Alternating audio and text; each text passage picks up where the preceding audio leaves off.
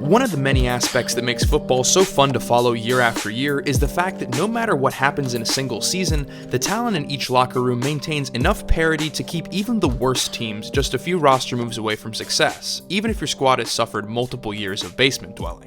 Every year, a new slew of players break out and make a significant impact on their team that pull them closer to the Super Bowl, whether it's a rookie that's way more pro-ready than expected, or a veteran that just meshes perfectly within a new system. But in that same regard, where things can fall into place to highlight a player's talent, they can also disintegrate into pure chaos, and manage to cover up the success of any players that might be playing at their best right in the eye of the storm. When looking back at the 2018 season, I can't find a better example of that than the year of Matt Ryan of the Atlanta Falcons, who played at an elite level despite the fact that all of his success was buried beneath the mountain of issues that plagued the Falcons season as a whole. But before we get into how Ryan's season was overshadowed by the lack of success around him, I'd like to take a second to thank today's sponsor over at Cove Audio. As a guy who's bought and used a good number of Bluetooth speakers over the years, I can tell you that if you want a lot of high quality sound out of a portable unit, the Cove Commuter is seriously as good as it gets. It connects to whatever smart device you want to listen to, and this thing lasts for 8 hours on a single charge. It even comes equipped with its own X-Bass subwoofer and specialized indoor and outdoor settings so you can maximize your listening experience whether you're out at the beach or just relaxing in your room. If you're in the market for a speaker of your own, Cove has actually come through with a great offer for you guys. If you go down to the link below and use my code SETTHEEDGE, you'll get hit with a 65% discount that brings the price all the way down to $70, which is a great deal for a speaker of this quality. Having used it for a couple of weeks now, I really can't recommend this thing enough, so if you're interested in checking it out and maybe even getting one for yourself or as a gift, make sure to use promo code SETTHEEDGE to get that whopping $130 discount. So in order to understand why so many people were quick to overlook or discredit Matt Ryan's performance through the 2018 campaign, let's take a look at his track record over the years as an NFL quarterback.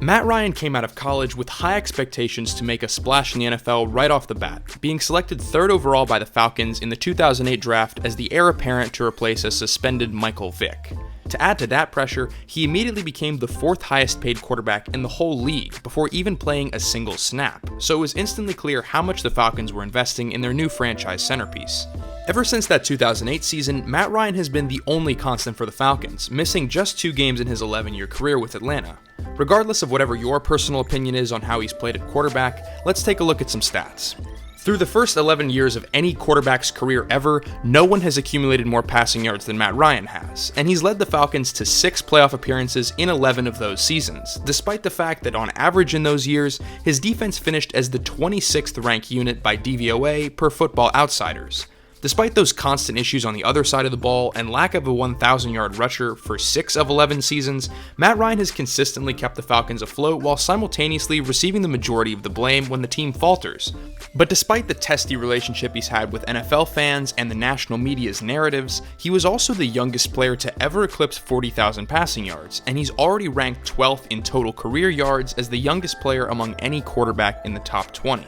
If Ryan were to play until he's 40, which is how old Drew Brees is right now, and he maintains his career average in passing yards over those years, he'd finish with 72,203, which would be more than Peyton Manning, Brett Favre, and Tom Brady at number 2 all-time behind the aforementioned Drew Brees. With all of those yards and being as reliable as they come with the 5th highest streak ever of consecutive games started, why on earth is Matt Ryan regarded as a fringe top 5 quarterback when his stats stack up as one of the greatest to ever play the game?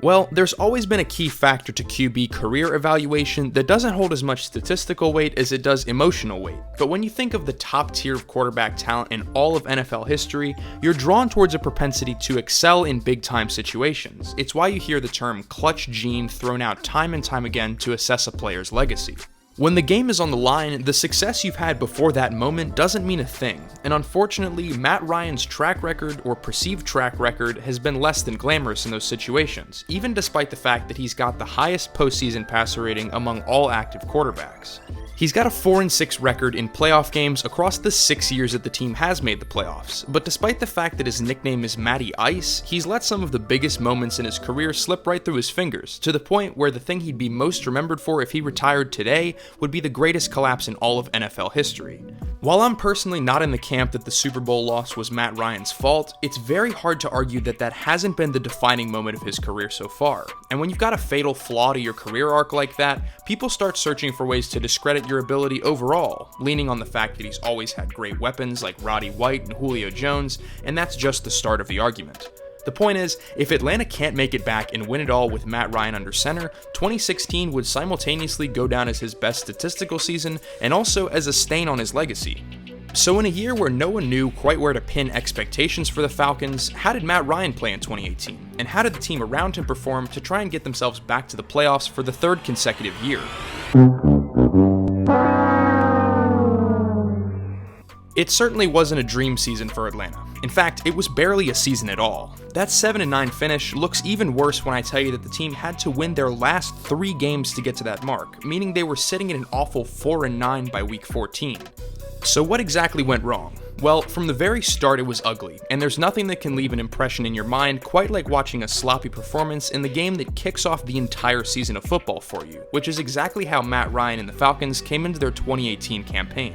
In week 1, they faced off against the Eagles and ended up losing in a muddy 18-12 slugfest where everything that could go wrong for the Falcons did. They lost 2 Pro Bowl defenders to injury in safety Keanu Neal and linebacker Deion Jones, as well as seeing the start of what would be a frustrating string of ailments for running back Devontae Freeman that would eventually cost him the season. Despite the fact that the score was close and it even went down to the final play, Matt Ryan gave one of the worst performances in his career, throwing for an abysmal 57.4 passer rating with 251 yards, no touchdowns, and an interception just for good measure. It didn't take long for the legion of Matt Ryan doubters to pile on one after another, and it was even kind of amusing to see how quickly everyone had determined that he was just a snake oil salesman that had duped everyone into making him MVP just 2 years prior. But people writing unflattering articles were hardly the biggest concern for the Falcons because their injury woes did not slow down. They lost their other starting safety in week 3 and eventually even both of their starting guards later in the season, leading to a situation where Matt Ryan was sacked the second most times in his entire career and even received the 3rd most quarterback hits in the entire NFL. So when you combine a running game that doesn't have your running back, a passing game that doesn't include your pass protectors, and a defense that doesn't include your best defenders, is anyone going to care if your quarterback plays well at all? Well, judging by the 2018 season, no one will. I'm sure you remember the insane 2016 campaign for Matt Ryan, where he blew the doors off the NFL by leading the league in passer rating, completion percentage, and passing yards. Well, what if I told you that he had almost the exact same statistics in 2018, and the team won 4 less games and missed the playoffs entirely, because that's exactly what happened. Matt Ryan's passer rating was only 9 points lower than it was in 2016. He threw for 20 fewer passing yards, 3 fewer touchdowns, and dipped in completion percentage by just 0.5%. Those were all top 4 in the entire NFL, and not a single person cared. For God's sake, Mitchell Trubisky was selected to the Pro Bowl over Matt Ryan, and I'm a believer in Mitch, but that disrespect is just otherworldly. Matt Ryan became only the 2nd player in NFL history to post a passer rating of above 108 but still not make the playoffs. We're talking about a historically great season for a quarterback on a historically incompetent team. In other words, 80% of Drew Brees' career. And speaking of Brees, to understand how much Matt Ryan was held down by the team around him, you don't have to look much further than his matchup with the New Orleans Saints and Drew Brees himself in week 3. Matt Ryan put on a clinic with 23 of 35 passing for 375 yards, 5 touchdowns, and no picks. The Falcons scored 37 points that game, and they still lost by 6. Then he turned around the very next week, posted 419 yards with 3 touchdowns and no interceptions, and the Falcons still lost 36-37, and that was against Andy Dalton's Bengals. Sometimes you just can't ask for much more from a quarterback. And though there were some rough patches here and there that Ryan definitely deserves the blame for, the feeling I get is that there's no quarterback that could have saved this team from total chaos. No matter how well a QB plays, if a team as a whole just can't keep it together, unfortunately none of it matters. Now, you can argue that the only reason Ryan's stats are so high are the fact that there was no running game and there was also no defense, so he was frequently playing from behind. But even with those circumstances playing to his favor, even the advanced metrics place Ryan at an elite level for how he played in 2018. Per Football Outsiders, he ranked 4th in both DVOA and DYAR, ahead of players like Andrew Luck, Tom Brady, Aaron Rodgers, Big Ben, and Jared Goff. To put it simply, it's hard to find a player who carried his team more than Matt Ryan did, only to be crushed by injuries on his own squad and then opposing 300-pound linemen when there was no one left to block them. But now that the dust has settled on a catastrophic 2018 season, what's next for Ryan and the Falcons? Well, considering how many injuries plagued their entire run last year, I think it's fair to try and forget it ever happened, which appears to be what everyone's already done, so that's a start. The offense did sputter under Steve Sarkisian later in the season, and that led to him losing his job at offensive coordinator, so despite the fact that Ryan became more comfortable in his second year within that scheme, the team felt it was necessary to make a change. A switch to ex-Bucs head coach Dirk Cutter should be able to provide him with a system that he can excel in, as he already had a successful 4,700-yard season in 2012 when Cutter was the Falcons' offensive coordinator. Since Ryan has typically struggled to mesh with new systems in his first year with them, bringing back Cutter will hopefully allow for an immediate reintegration that will keep him in the conversation as one of the league's best quarterbacks. As we approach the 2019 season, Atlanta's receiving core is already one of the best in the entire NFL after the emergence of Calvin Ridley last season, and if the defense is able to remain healthy throughout the year, you might even be looking at a dark horse to make a deep playoff run come next January.